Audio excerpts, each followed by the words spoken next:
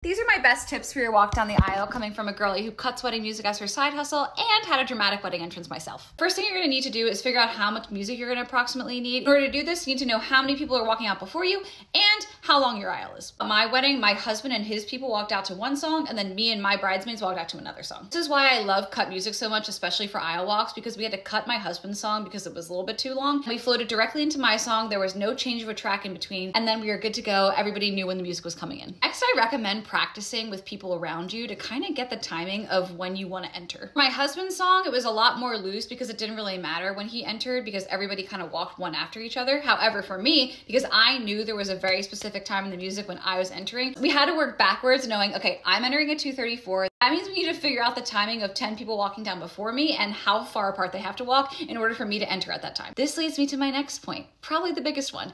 Have somebody you absolutely trust to be the one telling people when to walk down the aisle, and not somebody who works at the venue, somebody who is already a part of your wedding. For song number one, which is my husband's song, my mother-in-law was in charge of this. She was my dance teacher. She's great with music, and she happened to be the last person to walk down the aisle in that song. For my song, because it was a lot more specific, my maid of honor was in charge of telling my 10 bridesmaids when to walk. I gave my maid of honor a timestamp and a word cue. I don't think the timestamp matters because you can't see it because the DJ's playing it.